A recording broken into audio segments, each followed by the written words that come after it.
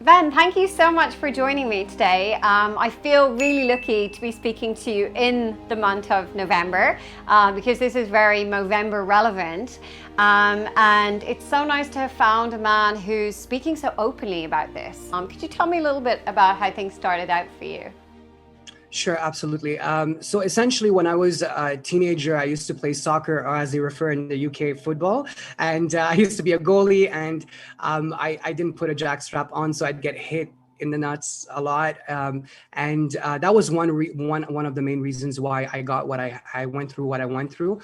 But as I went through my teenage years, I did meet several women, and more towards my college years.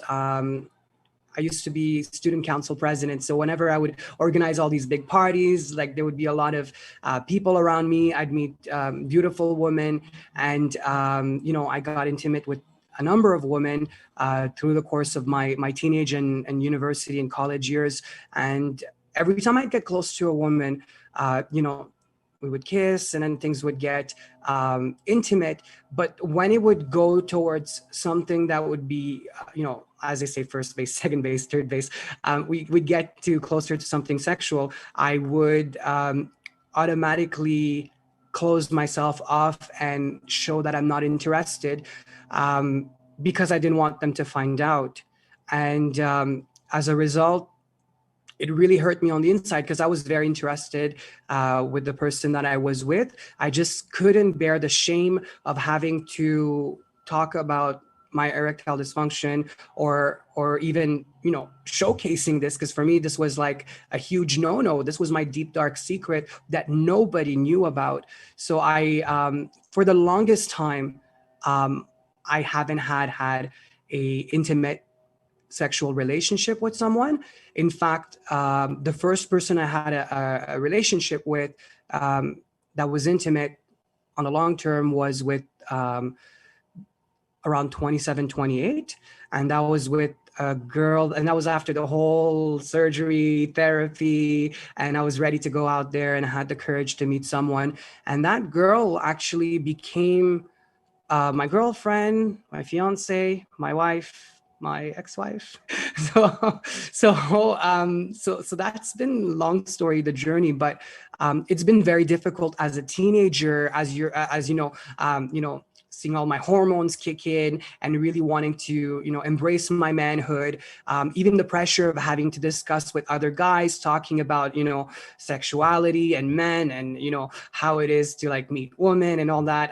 I really felt that in that circle, I couldn't be myself or I couldn't share in what they were going through, but I was such a great storyteller. And sometimes I would say stuff that I'm like, how did I come up with that, But I did.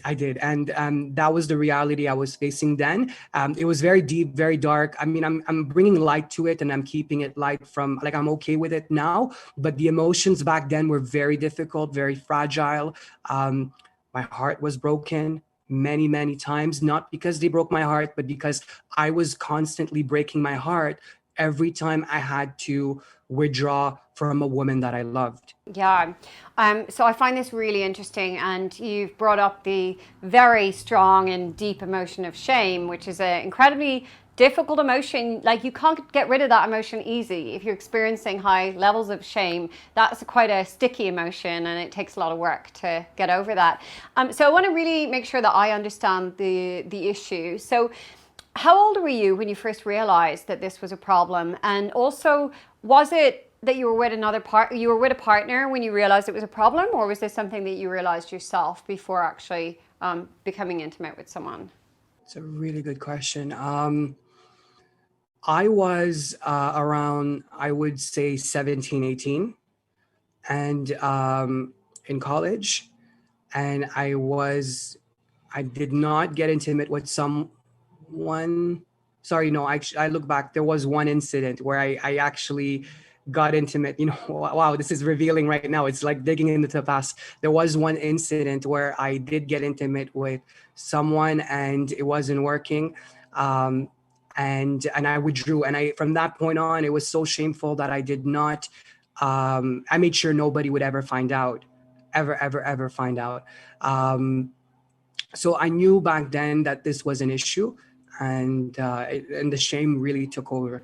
Was it that incident where you realized this is probably going to be It was actually, as a it was, so that's a good question. It was actually, so my issue was, it's on all levels: physical, emotional, and more. But on a physical level, because of the damage that was done on my penis, the curvature was actually kind of like this, but also kind of like this. So it was very visibly obvious that there was an issue. And even on a spiritual level, growing up and knowing that there was this issue, I'd be like, God will take care of it. God will take care of it. I don't need to share this with anyone. God will take care of it.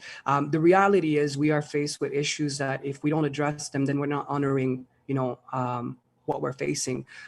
So I did know that there was an issue, and but I didn't muster the courage to face it. I did face it, and I can share more on that. And it was not a nice first outcome with a doctor. And then that actually made me not share it even more for several years. Okay, so not completely psychological. There was a physical issue, and you kind of knew there was a physical issue there because visually you could see that there was a physical issue, but you didn't really want to address the physical issue. You weren't quite ready to go and see a medical professional straight away. How long before you actually sought some advice from a doctor? Good question. So I knew there was an issue from 17, 18. It was very shameful growing up in a South Asian community. You don't talk about topics like that. I did not seek advice from a doctor until I would say I was about 24. Because the shame was that deep. The shame was that deep, and the secret was that dark, to the point where my whole life was made in such a way that subconsciously I would automatically bring things in my life or prevent things in my life to avoid this issue. It was really under the carpet. The first time I went to see a doctor, he referred me to a specialist. I was very emotional because I then realized that I have this issue. And sadly, the doctor poked fun at the way I was expressing myself emotionally. And I never took action in terms of next steps because I was so affected. I was already revealing myself for the first time to someone, and I was shunned away. It was horrible. It was so bad. And then that took another 3 or 4 years of my life before I actually went back to see a doctor.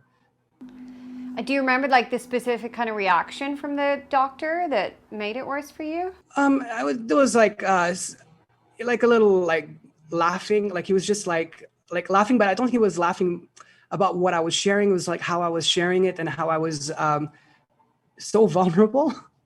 And it was such a situation I would not tolerate anymore. But as a young kid, having gone through such an issue and having not shared anything with anyone and wanting to actually face a professional, that's what I was faced with. So I'm curious, were things working out for you with masturbation, or you already knew from masturbation that things were not working? Working with masturbation, it was, and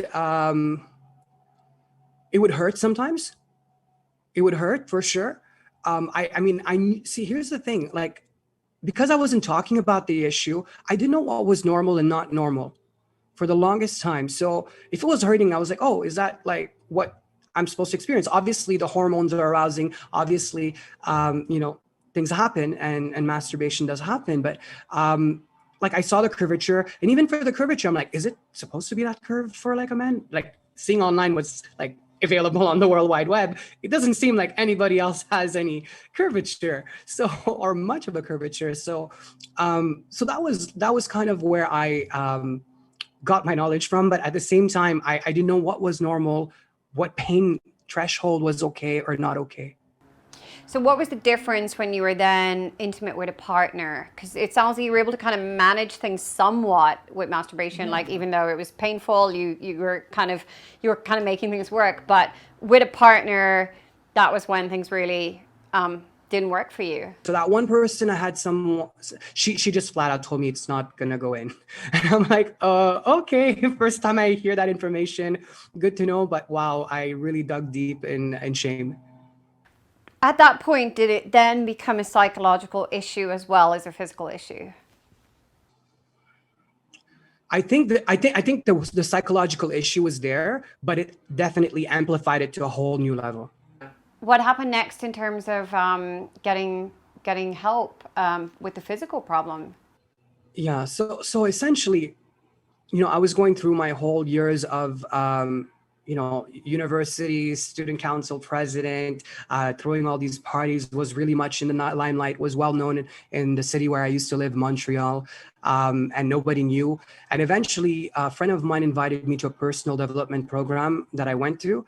And I'm like, oh, wow, I'm going to this event that will take me from good to great. Awesome. And then I saw these people crying. I'm like, yeah, that's for them. It's not for me. And on the Saturday night, I was with my cousin and I broke down crying because it's like it all bubbled up to the surface and I could not see it. So I actually knew I had to face this. I had to do something about it. I went back to my doctor. He referred me to a specialist. Get this. It was the same guy from 3 years ago. No! Yes. And guess what? He did the same thing again. But this time, I stood there and I said, I have a problem and I need to do something about it. How are you going to help me? And he referred me to a specialist, a urologist, probably one of the best, if not the best in Canada. And from that point on, it was amazing. I spoke to that doctor, magnified with empathy, so interested in my case, and wanted to use me as part of his research. And we went on this 1-year journey where we would try different things, different treatments. We would go gradually from the medical, pills, injections, and different types of treatments. And I believe acupuncture may have been one of them. And I remember even at one point, having my penis exposed and having doctors look at my penis and just kind of analyzing it and trying to figure out what's going on. And those doctors, and I think there were doctors and also students that were on their way to become a doctor. So I'm like, oh my God, there's like girls in the room that are like my age or like probably like around my age. So that was what I went through. And eventually that led to the final scenario where the doctor said, well, the worst case scenario is you need a surgery. And he came up to me one day and he said, Ven, you're going to have to do a surgery. Are you okay with that? Here are the risks and so on. And we're going to have to put you to sleep and so on. And I was very afraid because, well, I wanted to do the surgery. I wanted the second chance to life. But, being put to sleep for an operation was something very scary for me because I had a cousin who passed away, I believe a few years prior to that, because she was put to sleep and there was a complication and she passed away. And when all she needed to do was just fix something on her nose, it was like a 1-day procedure. But the fact to know one person that died because of that was enough for me to be like, oh my God, there's a risk for me dying. And nobody will ever know my situation and my story and my dark secrets. So I went to the hospital on the day of my surgery, and they actually told me they'll have to cancel my operation because the doctor had to do a late night emergency procedure and cannot take me in for my operation. We'll reschedule in 2 months. And in that 2 months, I mustered enough courage to be like, no, I have to tell my family. And actually the message I remember putting on Facebook that day was, I'm like, if this is the day I die, let this be my last Facebook post. My life is my message. And my mom replied, no, your life is my message. And I was just like, oh my God, it was so much emotionally for me that I felt like, no, I need to share this with my family. So I started with the person I least got along with, which was my elder sister at the time.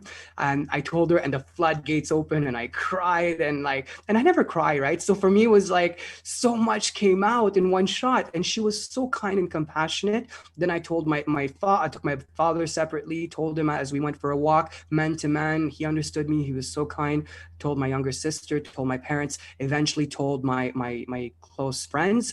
And then in that 2 months, I went back to the operation and had to do the operation. And I remember being put to sleep. And then I'm like, all right, I'm ready for the operation. They're like, we're done. And I was like, oh, okay. That was, I guess I didn't know when I fell asleep and when I was put to sleep. So the operation was done. A few weeks later, I met with a doctor. He was very impressed with my recovery. He was like, this is one of the best, if not the best recovery I've seen someone go through. He's like, Ven, you're good to go. Enjoy your life. Like you are healed. And I was, and that's where I was like, wow, like I have a second chance to life. This is like, there was a time that I thought this situation would never work. And when I would come of an age where it would be expected for me to get married, being from a South Asian family, I wouldn't be able to feel the fact that I wouldn't be able to share love with someone, with a companion. So my thought, in that deep despair, what I thought was normal and the ideal solution was to travel around across the world, leave my family, my friends, my loved ones, and just be on my own somewhere and live my life like that, with my shame, with my erectile dysfunction. So it was so much more than the physical issue. But when the doctor announced to me that you're good to go, it was like, ta-da, like, wow, like I have like a new life. Like this is a new Ven. This is like, there's so much freedom. This pressure just lifted off my shoulders. I was a new man. And I was speaking at an event, and it was such a nice event. And somebody was very interested in me, and she was actually, I was like, wow, this is like the most beautiful woman I've ever seen in my life. And we did try to get intimate, and it didn't work 3 times, and that was the end of it. And I was so shocked again. I went back to what I was prior to the operation psychologically, and I told the doctor, I'm like, you told me this was going to be healed. What happened? Like, I don't understand. Like, I really thought I had a second chance to life. It's like I got a second chance to a new life, and it was taken away from me. And he was like, Ven, you're fixed physically, but you have 10 years of trauma that you haven't dealt with. And now it's your time to do that work. And he referred me to a psychologist. And I spent several months where I would meet with her every week. And we would talk about the erectile dysfunction on a physical level. We would talk about it on an intellectual level to like teach me, what does that mean? What is the research out there? Read this book, read that book, read this case study and that case study, and try like small dosage of different pills. And then we would go on and talk about my family, my friends, and eventually, I realized that this was not just about my physical issue. It was about my entire life. And the more I talked about it, the more I felt relieved, the more I was healed, the more I saw on a physical level, the erections go up. And I'm like, okay, morning wood, woo, what's going on here? It's very much of a psychological thing. I did believe, I did try and be like, I'm going to the washroom, and I'm like, think, just like try to get it up. And it wasn't working. It just was not working.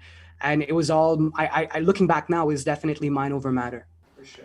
What did you think your partner thought of you in those situations? So what were the assumptions that you made? The worst, because I was trying to impress her so much. And, being that I couldn't please her as a man, or as, in the way I felt as a man, I felt like I failed. I failed. And I'm like, this girl probably like doesn't think I'm man enough for her, With that relationship, when you weren't able to have an erection, how did you deal with the situation in terms of communication at the time? I wouldn't talk about it. So before the surgery, whenever that would happen, I wouldn't talk about it. After the surgery with that one person, I would not talk about it. Yeah, I would just, I did not entertain the why behind it. I didn't tell her my story. It just wasn't working. Well, let's just call it a night. Right. Did you actively end that relationship or distance yourself from that relationship? And was that how that relationship came to an end? I think it was mutual. Like, we didn't even communicate. We just stopped sending messages. Right. And you were an active participant in distancing. Of course, yeah, I was part of the distancing as well. What would you do differently if you were back in that situation now? Oh, I would definitely share what I'm going through. Knowing what I know now and having gone what I've gone through, I would definitely share what I'm dealing with, and how I feel, and what I feel I could use as a support for us to be able to achieve an erection, and for us to be able to, grow from this experience. So it would be more of there would be definitely more communication. I know it takes a lot of courage for men to engage in these type of conversations, but looking back, I can't think of a better solution than to do that. And if for a reason a woman would not reciprocate or sympathize, then it wasn't meant to be.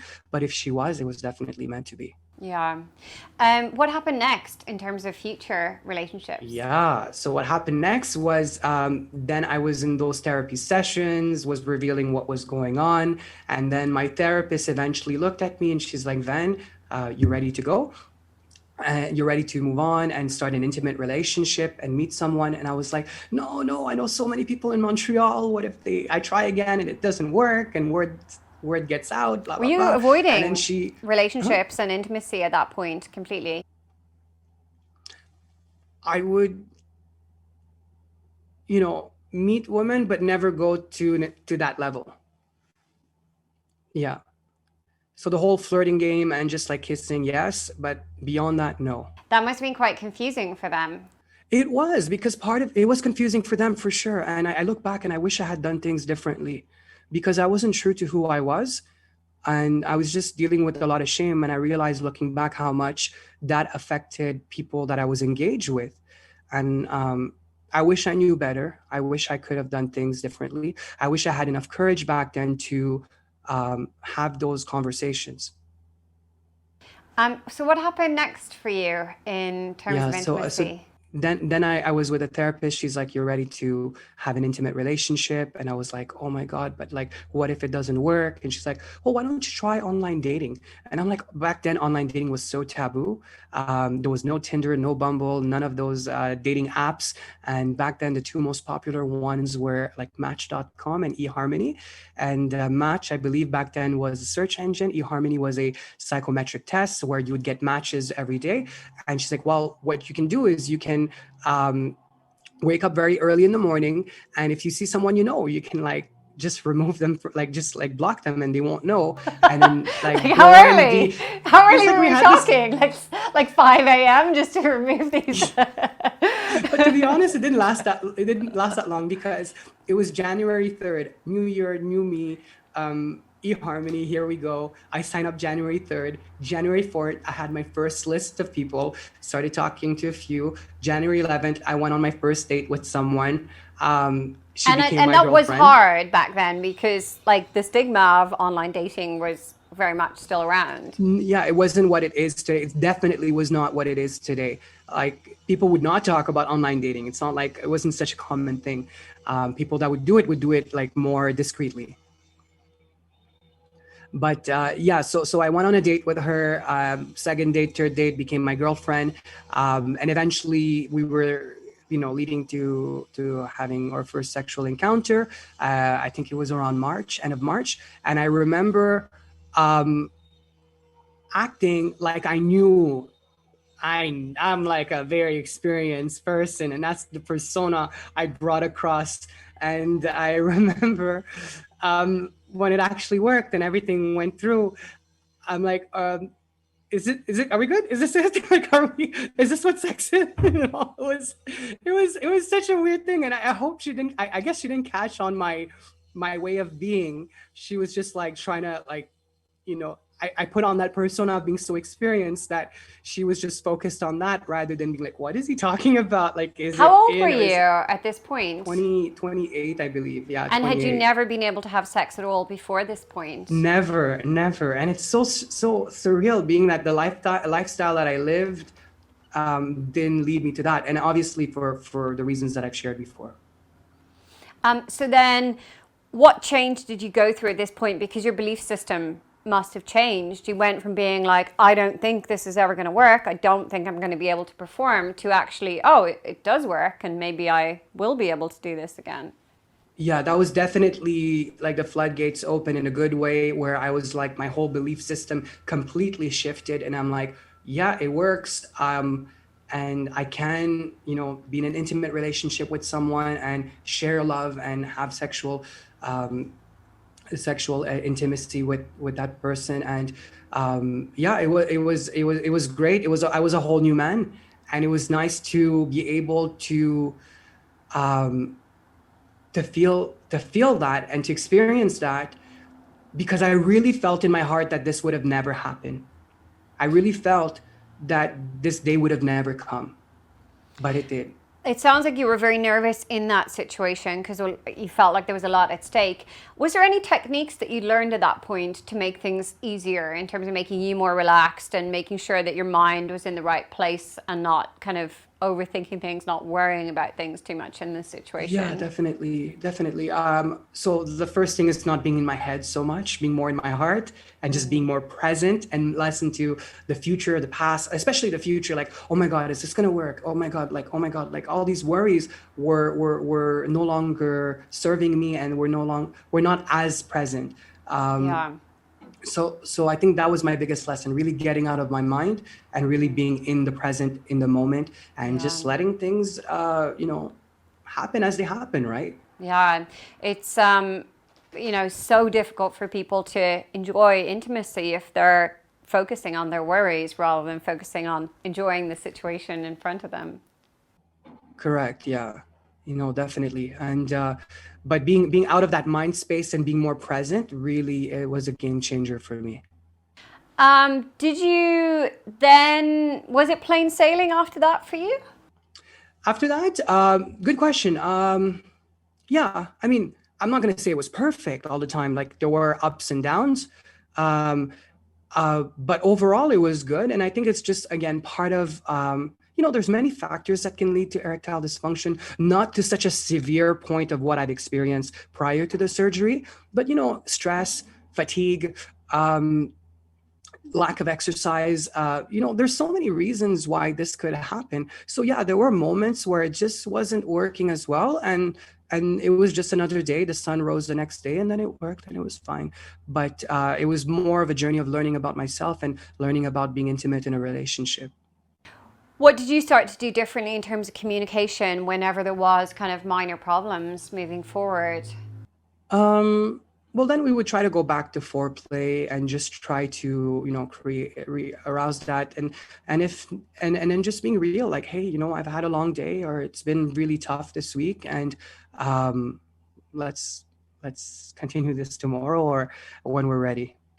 It sounds like originally this was the most shameful thing, that you couldn't even speak to anyone about it. And then you really grew as a person, and then communicating with your partner and just being able to talk about it like a normal topic was where you got to.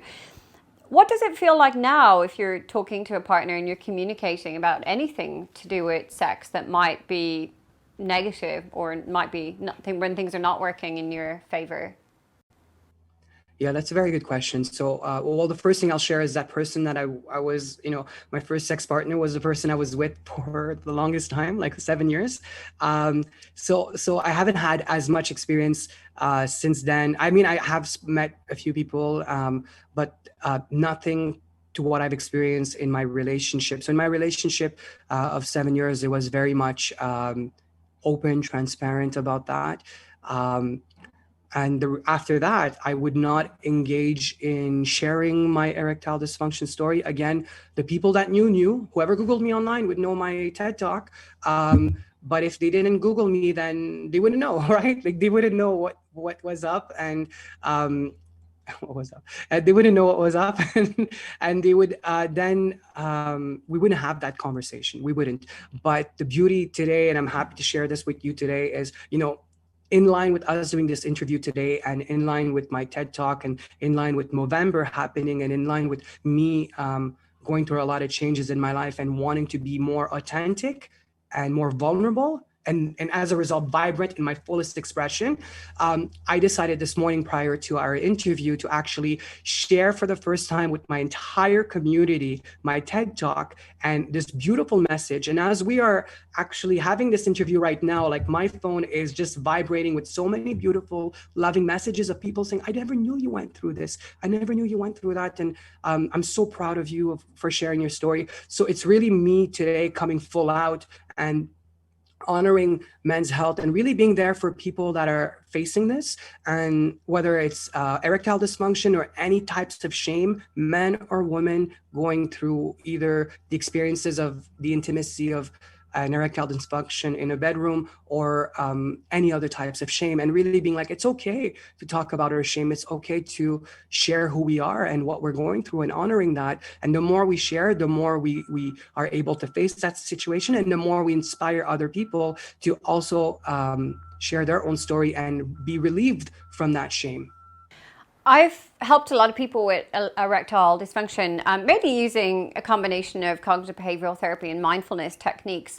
And what I've noticed is when men come to see me, they have a whole story about what they think their partner thinks. And then there is what their partner really thinks. So I'm just curious, what do you now know that your partner often thinks, which is far more positive than what you assume they think? And of course, there's different people think different things. Some people are not so nice. Some people are, incredibly compassionate and empathic. So, tell me, what do you know now that people tend to kind of think when this happens compared to what you thought they think when this happens? Such a good question. And I definitely went through that when I was with my therapist. And what I thought was that they would probably think that I'm not man enough.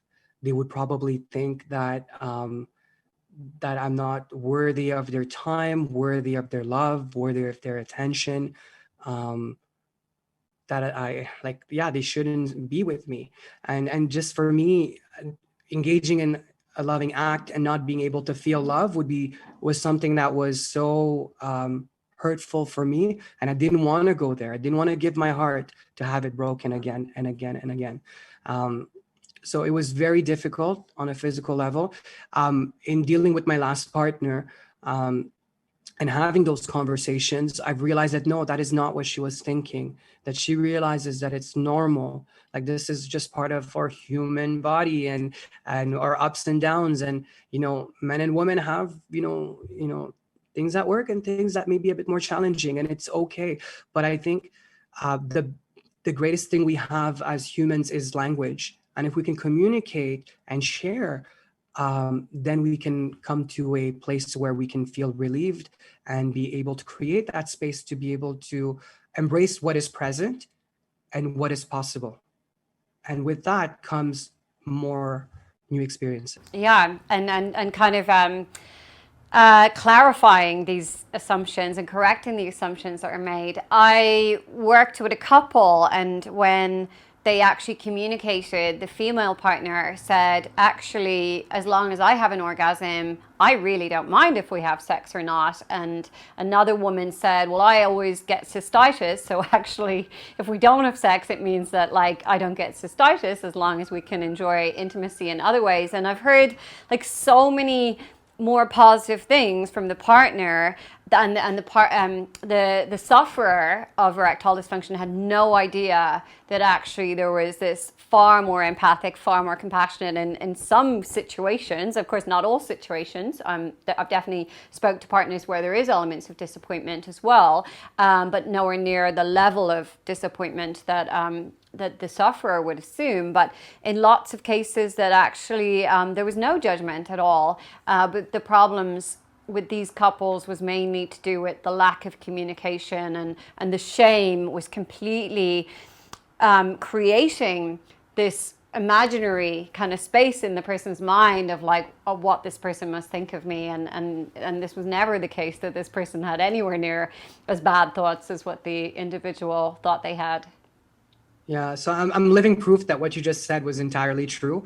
This whole story that I had in my head was fabricated, and I believed it so much that it overpowered whatever the other person could potentially think.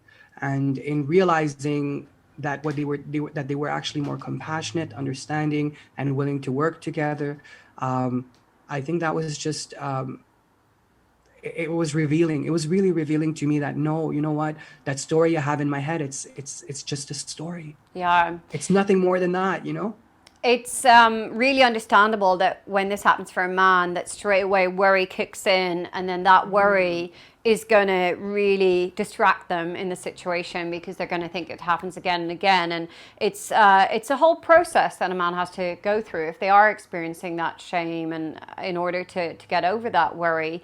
But it sounds like you took a lot of steps to get to a completely different place in your life. Yeah, and I look back and I always tell people, um, I'm grateful to have gone through the experience I've gone through, no matter, despite how difficult it was for me.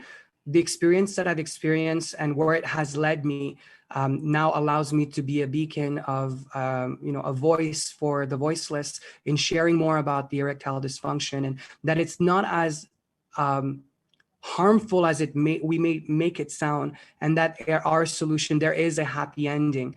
And if we're willing to explore that and be curious about that, and I know for a lot of men, we tend not to dive into our emotions, or not really dive into getting curious around things that may hurt us. We like to usually, and I'm speaking generally, like not all men are like that, but we tend to be more we'll keep it light. We'll talk about sports, we'll talk about other things that make us happy. And whenever there's something that is hurtful, we try to put it under the rug, so or not talk about it. But in talking about it and sharing my emotions and really embracing that communication, getting curious, it really led me to a whole new world that I'm so grateful to be able to share. And since I did that, my TED talk, I think every other day I get messages from men. Even this morning I had another message telling me, like, oh my God, like I don't know, whatever age, like 19 years old, and I'm going through what you're going through. I'm so hopeful now because of watching your TED talk to know that there is actually a possibility to resolve this. And I usually talk to them, I tell them to seek professional help and medical help, but from a psychological perspective, I'm happy to share my experience and what I went through to just inspire them to take the necessary steps. So a lot of men have reached out to me online from all around the world, and of all ages, and have told me that this is actually their reality. And even men in my circle that I never would have thought would have told me that they were going through whatever they were going through, share it with me, like, yeah, erectile dysfunction is present in my life, and I'm just so grateful you spoke about it. What should I do? How should I?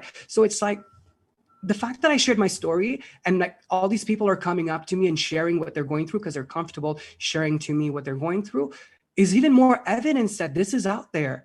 And if you look at the research out there, it's mind-blowing. Like I think it was Harvard who said 1 out of 4 men under 40 is facing this issue, or may face this issue.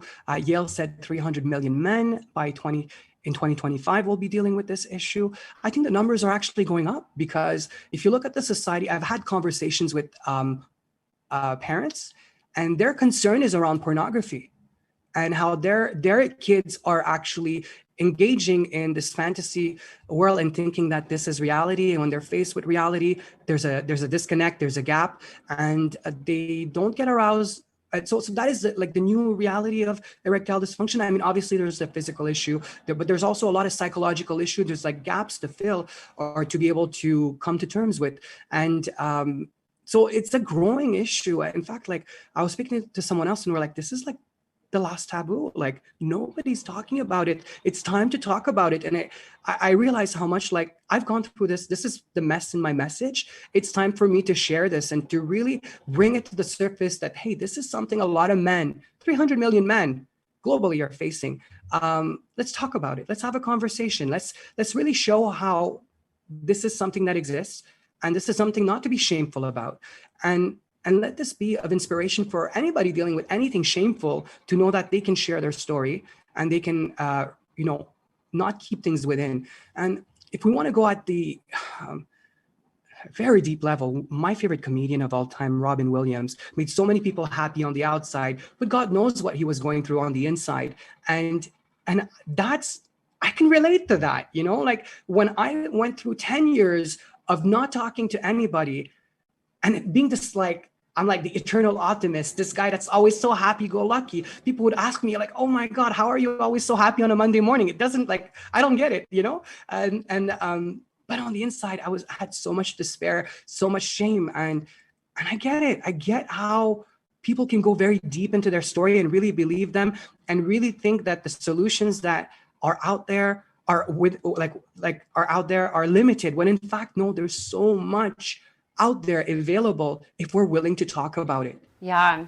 When I first started treating this disorder, it was about 11 years ago. And I have to say, I didn't really know what I was doing at the time. And I was trained in CBT. And I could see that, you know, like when it was performance anxiety, I could see how you could apply CBT techniques. And, you know, my first couple of clients, I was sort of just playing around with the techniques to try and help them get results. But what I noticed was they got results so quickly.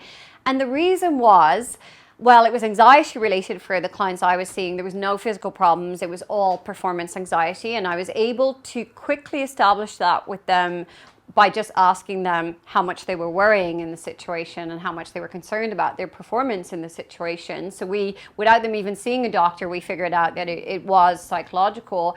And then we worked very much on the behavioral side of things, getting them to do things differently, which always involved talking about it. And that was, you know, it was so difficult for them, but very quickly things were changing. And then we did some techniques on the cognitive side of things to mainly mindfulness techniques to get them redirecting their focus into a more helpful place rather than on all the worry. And I was amazed at how quickly people were able to resolve this condition. And you know, I went from being this practitioner who was like, oh, I'm not really sure if I can help them. Like, I'm not a man. I don't really understand this issue.